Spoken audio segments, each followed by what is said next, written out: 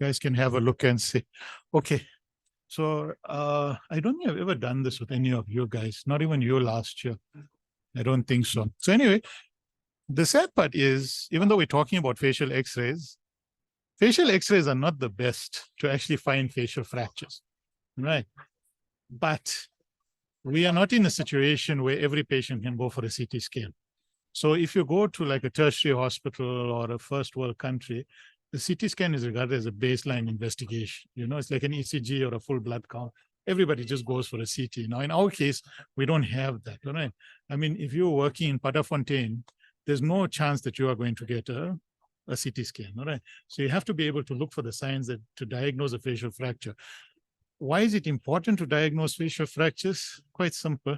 Your face contains your mouth, your nose, your eyes, and part of the ear as well. So if you miss something, there's a possibility, especially with the eye, of desiccation, loss of vision, multiple sinus problems, okay, which are not that severe, but I mean, can lead to, repeated consultations and things. And of course, if there's, oral injuries, then the patient has to, suffer with those as well. So we have to be able to look at the signs. And the sad part is you can get injured in whole lot of ways, So, I mean, patients come in, any sort of trauma can result in a facial fracture. Right. So the other question is, what is our face? Medically speaking. Social media speaking, this is our face. But medically speaking, what is our face? So this is our skull, right? Everything from the eyebrows upwards is to the back is our skull. This is our mandible. So this is our face. Our alveolar ridge, our maxilla, and our orbits. All right, so that's actually our face. So that's what we're talking about. And those are some of the hardest places to actually look at. All right, so we'll just do a few nasal injuries because most people treat this like we're in a Hollywood movie. They want to rush and put some weird bandages and I don't know, I've seen people do that and send patients home. That's not what you do with nasal injuries. Okay. So most of the nasal injuries, they're quite obvious. You can see them as soon as a patient comes in. There's a laceration, there's a deviation, whatever it may be. But it's very rare that it occurs in isolation. So you always check for surrounding injuries as well. And the one thing is you don't need to reduce these injuries. That's why I see people try the Hollywood thing. They move the nose and they do this weird thing with two hands and try and push it into place. Kids don't do anything. It's like in the movies where they do the and they're rubbing this, the defib together and scratching it. And, even if a person's got a non-shockable rhythm, they shock them and somehow it works, So don't do things like that. The only time you worry about nasal injuries is if there's severe epistaxis. Because you've got your plexus, your what you call it, your little plexus and your the other one called John's place, something at the back, because those can get injured. That's why you need to worry about that. So occasionally those need to go to theater. This is a rare complication that can sometimes happen. All right. Now, this, especially if you're working in private or if you're doing locums in private, you need to know about this. All right. So sometimes you get something called a septal hematoma, this little grape thing over here. All right. So the septum itself has no blood supply. The blood supply comes from the mucous membrane. So sometimes what happens is you get bleeding between the septum and the mucous membrane. So it separates the mucous membrane away from the septum and the septum dies.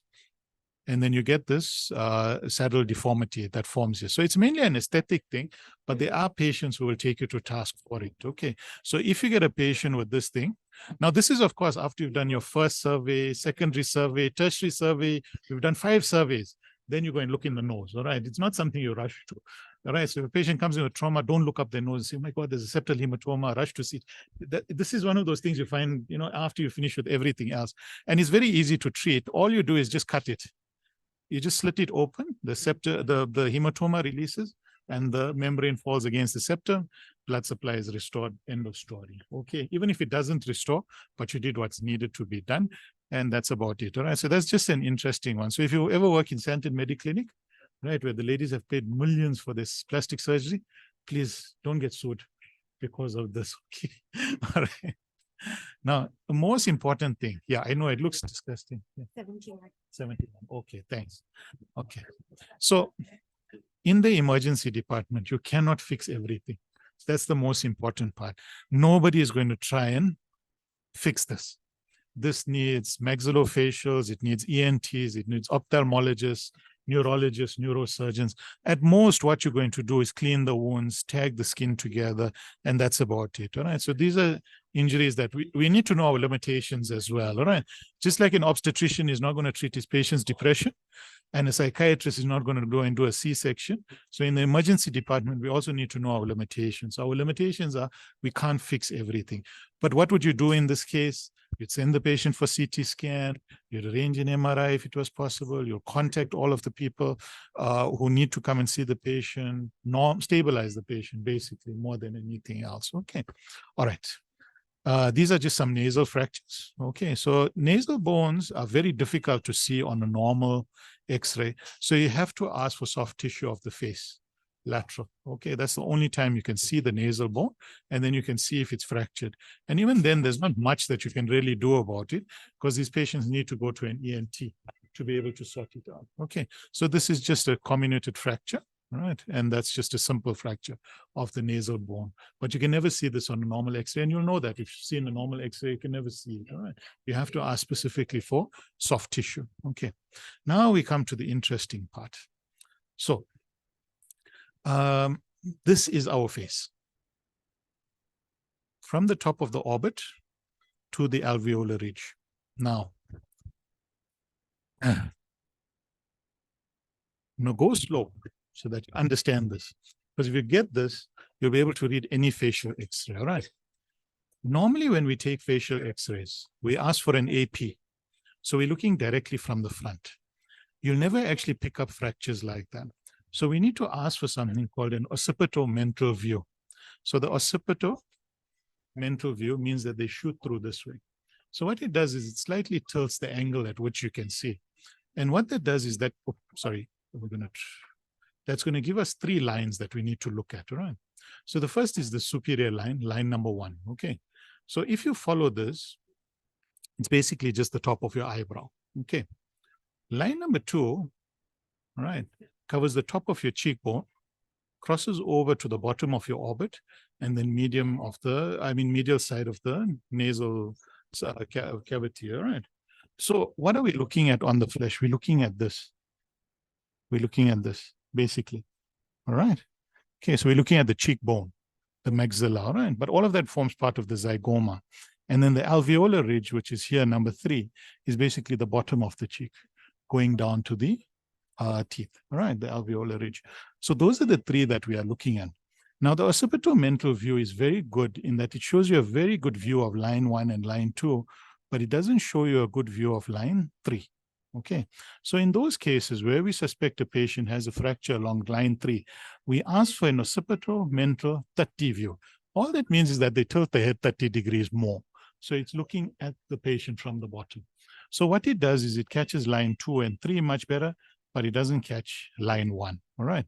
Now, there's some newer teaching as far as this goes as well. There are some areas that are more common. Oops, sorry. I have no idea what happened over there. This is something new on it. Okay. Let's try and get X. Okay. Hopefully that will work. So there's some areas that are more common to get fractures. All right. So one of the most common areas is there, the frontozygomatic suture. So that's between the frontal bone and the top of the zygoma. So that's very common. Mid-orbital fractures at the top are not actually very common, but mid-orbital fractures at the bottom, extremely common. Okay. Then fracture along the, let's say the edge of the orbit going onto the zygoma. That's a very common place to get fractures as well. On the medial side of the sinus, of the nasal cavity, and then along the alveolar ridge, around there, and of course anywhere on this line as well, because this is where your jawline runs, all right? So it can be anywhere here. So some people say that you only need to look in these areas. I'm not a big proponent of that because you may miss something else that's going on. But if you want to quickly examine, you can look at these areas, and we're going to see some fractures just now. Okay. Just try. I don't know how to clear these now. Okay. Okay, so that's just going to stay there because it's something new. I have no idea how to remove these now. See, there we go. Yeah, right. Okay. Annotate anymore. Sorry, that's something new on Zoom. Okay. So just trying to get that going again. So this is your zygoma. All right. Now the zygoma basically runs from there, all right, along the maxilla. All right. So it consists of the arch and the body. All right. That's your zygoma. Now this includes the orbit as well. Now, the one thing about the zygoma and the orbit and all of these, they are actually, all right, it depends whether you're a person of God or an atheist. It was either designed or it evolved. I don't really care, but it's a brilliant piece of bone, okay? Because the way it's been designed is that it absorbs pressure and then it distributes pressure like a shock absorber. So if anything hits your eye, because can your eye repair? No, but your bone can. So if anything hits your eye, hits your cheek, or anything that may threaten the eye gets squashed, it absorbs all of that pressure, it lets it go into the bone, and instead of the eye bursting, the bones around it burst. That's basically how these fractures work. So it's very rare for pressure to move in one direction. It moves in all directions. So when you get one fracture, you tend to get more than one fracture, if you get what I'm saying. It will never just break in one place, right? So it breaks in either 2 or 3 places. The other way to look at it is to look at it as a ring, all right? It's very difficult to break a ring in one place. A ring will either break in 2 places or 3 places. Okay, any of you wearing rings at the moment? No. You got a ring? No. You do. Okay. So if you take it out and you try and break it just in one place, it's practically impossible. But to break it in 2 places, 3 places, much more likely. All right. So that's basically what happens. Okay. So the body is this part, the malar eminence, and the arch is the lateral and inferior orbit. Now, these fractures are called tripod fractures because they generally occur in 3s. Okay. So it either occurs, there and there and there, or it occurs there and there and there. But there's normally always 3 that occur because of the way that pressure is distributed along the zygoma. Okay. There we go. Let's see. Just want to see if there was anything else. All right. So let's try and find some fractures. Okay. So to give you a clue, I put this subtitle here. So most of the problems will be on this side. Okay. But let's see if you can follow it. Anybody want to try it, or do you want to follow me as I'm doing it? Okay, let's start on this side. All right, you're right, but you're just pointing at empty space, so we don't know what you're pointing at. All right, so you guys will tell me when we hit something. Don't worry, it happens with every group. Somebody just point, there's a fracture, wait, you know. So let's have a look and see. All right, so if we follow along the top here, there's not much. So you guys will stop me when you see a fracture. All right. There. Okay. So there you can see a fracture. All right. Right. Let's move along here.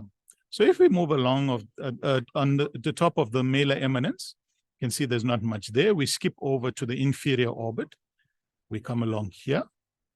Now we come along there. Right. Very good. There's another one. And then we come across here. Where just there. Can you see that now? Right. Very good. And then let's move along the bottom of the alveolar ridge here. Now, like I say, this is not the best one to see it, but even in this one, can you see this area here? So from what is a relatively normal looking X-ray, if you just glance at it, this patient's actually got 1, 2, 3, 4, maybe even 5 fractures. Are you worried?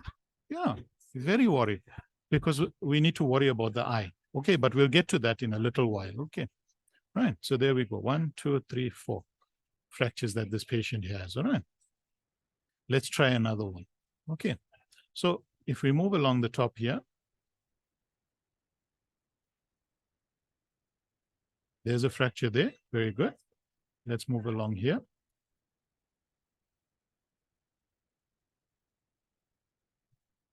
Very good. There you can find a fracture there. And then we come across here. Very good. All right. So far it's following the pattern that we've talked about, you know, which is where it most commonly occurs. Here you can see the other edge of that fracture. And as we come around, there's nothing else. Okay. Now, what's happening here All right, so that's why I've asked, what's this at the top of the right orbit? I mean, is it the same? What's this? A, very good. Okay, so this is called orbital emphysema, right? So orbital emphysema means there's A in the orbit. Can air get into the orbit normally? Never. It's impossible. So where is that air coming from? What's near there that has air? Come on, anatomy students, you're just finished. Yeah. Sinuses, very good. So you've got the frontal sinus, the ethmoid sinus, the maxillary sinuses. So it could be anywhere from there. So sometimes now you must remember these x-rays are used for teaching purposes. So it's very nice. And the radiologists who did this took it nicely because they knew it was going to be in a textbook. But the majority of radiologists and the majority of us are not going to get x-rays like this. So sometimes the only thing that you may see is A in the orbit. But once you see A in the orbit, it means something is fractured. So it's a sign that you can use that there is a fracture. Now let's look at the two maxillary sinuses. What's the difference? What's the difference here? Very good. What do we call this meniscus sign? Like in a new, let's say a hemothorax or a pleural effusion. What do they call that? A meniscus, isn't it? Or an air fluid level. All right. So that means fluid has dripped down from the orbit into the maxilla. Okay. So what's going to happen to all of the contents of the orbit eventually? They're all going to fall down. I mean, if this floor cracked underneath us, eventually, first Dr. Zungu would go, and then eventually you would go, they would go, I would go. Eventually, everything will just get pulled into that crack. So eventually, this patient's entire eyeball is going to get sucked in. All right. So the patient's eye is going to be lost. All right. So that's why it's so important to know about these things. So this is another sign that you can look at that can tell you sometimes that there is something going on. Now, you might say, okay, but what about sinusitis? Is sinusitis usually unilateral, bilateral? Bilateral, isn't it? And if you have a patient with trauma, are you going to be more likely to be looking at a traumatic cause or sinusitis? Traumatic cause. Okay, so these are the things that you look at. The patient could well have sinusitis, there's no doubt, but it gives you enough ammunition to say, let's get a CT at least. Okay, so we picked up all the fractures over there. Very good. Okay, right. So, yeah, the one thing we missed out, there was a bit of a teardrop in tissue that's going over there, right? So as we said, orbital emphysema means there's a fracture, and the fracture is actually here. So it's one that we missed. Okay, so sometimes you can just get a small fracture of the medial end that can cause a problem. Now, the main thing with this teardrop that's happening over here, besides the air fluid level, it means that all of the contents are falling in. What's the muscle at the bottom of the eye? Anatomy, third years, you all should know it. Medial rectus, lateral rectus, superior rectus, and at the bottom, yeah, very good, inferior rectus. Okay, so what's the job of the inferior rectus? Inferior rectus helps you to look up. So what's going to happen if the inferior rectus gets caught or entrapped? You can't look up. Unaffected side, patient can look up. Affected side, where you can see there's trauma, patient is unable to look out. So even before you have an X-ray, you know there's an orbital floor fracture because the inferior rectus is caught in that. All right, it's caught in that fracture. So that's another clinical sign that you can use. Now, this is a CT of that patient, all right? And you can see things are starting to leak into the orbit at the bottom, okay? So what will happen is eventually all of the orbital contents will start moving down. The eyeball itself will probably get lacerated. Your humor is going to leak out. It's going to be a desiccated eye. So you look at the X-ray, everything's fine. The patient goes home. 4 days later, they come with a collapsed eye. They're blind in that eye. You know? So that's why it's so important to be able to recognize these things. Okay. We're just going to cover these Lefort fractures, all right? So Lefort fractures, it's nice to know. It's not something you need to terrorize your brain about, okay? But there's 3 types of Lefort fractures. Lefort fractures are easily felt clinically because the bones are mobile, okay? That's about it, facial bones that are mobile. And Lefort 1 is anything underneath, or let's say the alveolar ridge. So if this is loose, all right? Lefort 2 is next to the nasal bridge. And the fourth three is the entire midface is basically dislocated. All right. One of the main things that you can see is when you lay the patient flat. So whether you're looking at the patient from the side, I always advise looking at the top. You'll see one maxilla is down and the other one is normal. That's what indicates that, listen, there could be a facial fracture over here. And then these are indications for CT. Everything that we've talked about so far is an indication for a CT. Now, if you work in a private hospital, as soon as this patient walks in, let's say this patient walks in, or if you're working overseas or something, it's immediate CT. You don't even have to have an X-ray. It's just CT. But if you're working in South Africa and you're working in our hospitals where we don't have access, you need to be able to tell the radiographer, the radiologist, why do I need a CT? And these are the reasons that you're going to point out.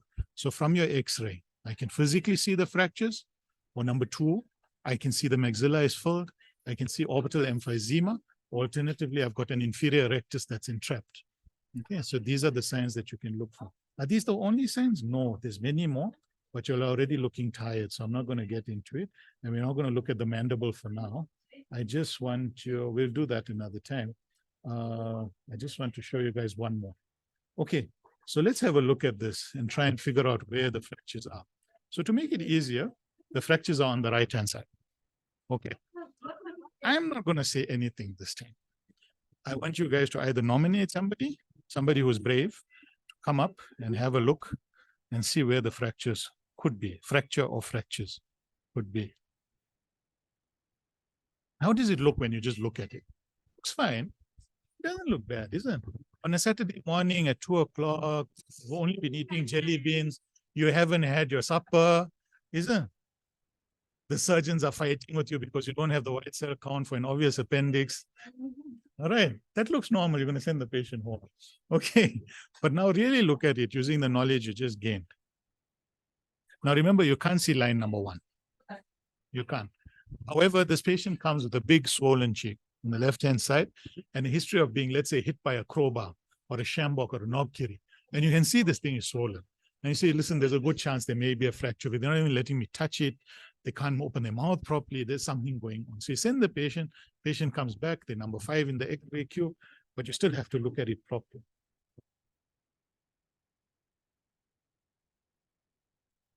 The right or the left? It's on the right-hand side, don't worry. So remember, follow the lines, okay? So just to remind you, line number 2, top of the maxilla to the orbit, and line number 3, along the alveolar ridge, all right? So follow those on the other side and tell me what you see. Tell me when you give up as well. That's fun.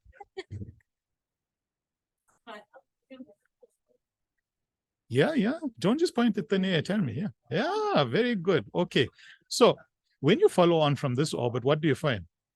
Empty space. Agreed, as compared to this side, where you can see the maxilla going on. Where's the malar eminence? All the way down there, with a big fracture over there. So what's happened to this patient? When they got hit, the entire malar eminence got pushed backwards and inferiorly. So they got a nice hit from the top. What's the chances of it being an isolated fracture? Not good, because generally you get 1 or 2. Now in this particular case, there's also an upper fracture over there, but it's very difficult to make out on this one. So it just shows you they normally get 2 to 3 fractures. Now it's practically impossible. It's on something you pick up on CT, right? But just the fact that you picked up 1 tells you that there's a possibility that there's 2 or that there's 3. So you need to do a CT to be able to figure it out, all right? And to be able to see it. Once you've got the CT, now reading a CT to see facial fractures is a lot easier because you just do a 3D reconstruction and you can see all the fracture lines. If you've got an experienced radiologist, they don't even need the 3D reconstruction, they can just see it. And if you're experienced at reading CTs, you can see it as well. But it is a section on its own, so I don't want to get into that right now. But do you understand how you need to look at facial fractures? So I can tell you that we've had a patient here, a young boy who fell. Do you know, you get these drain pipes that bring water down from the roof. And some people put that U-shaped piece of concrete. He actually fell onto that. So he had fractures that ran all the way from here, all the way around, and came all the way down here. He was sent home. It's not the fault of the doctor, because if you looked at the X-ray, just glanced at it, it was fine. It didn't really look that bad. It was only the next day when he came back, the whole face was swollen. They redid the X-ray, and then we looked at it. Then you could see this nice concrete U shape, exactly as it would have been on his face. Went for CT, found both orbits were fractured. He had fractures going into the maxilla. His alveolar ridge, we had a Lafort fracture. So there was quite a bit that was going on. So, of course, if a patient comes in, they got clapped at the club or whatever it is, we can do an X-ray, but the chances of that actually causing a fracture not that high as compared to somebody in an MVA hit with a knob carry, something like that. So it's just something that you have to keep in mind, and it's a quick way to look at these X-rays to figure out what's going on. Okay, all right. Yeah. So what are you going to do for this? Nothing. Just leave this. Yeah, just leave this. We don't know where this is going. So it could stop here, it could stop there. It could be in the C-spine, we don't know. So when you get foreign objects in the face, just leave them alone. The patient needs a CT, patient needs an MRI if necessary, the patient needs ENT, vascular, orthopedic, they need everybody. So just remember that, okay? All right. So that's just a joke to finish up. So any questions, or if you'd like to look at any of the, but it's true. Yeah.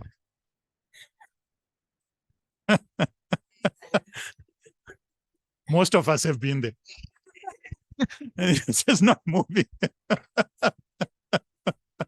But any questions, anything then? Because these are difficult X-rays. And a lot of the time, you'll have patients where it's suggestive, but you're not sure. Like I say, the main thing for us is to be able to say, this patient needs a CT, this patient doesn't need a CT. There is something going on, there isn't something going on. Can you do anything about it? No. The patient needs a maxillofacial surgeon. All right. It's a good career. If I was you, I'd go back, become dentist and become maxillofacials. I'm telling you, because they use the helicopters to, they take the Ferrari to go to the helicopter to fly them to their private jet so that they can go to the, we all missed out. Don't worry. You'll never get rich doing emergency medicine, unfortunately. But what I'm saying is a maxillofacial needs to sort it out at the end of the day. All right. An ophthalmologist needs to be involved in ENT, things like that. So I say, any questions? Anything you'd like to know? Anything that wasn't clear? No, everybody happy. Okay, no problem. So, okay, we'll just finish it there. So tomorrow, what we'll try and do, we'll just try and do a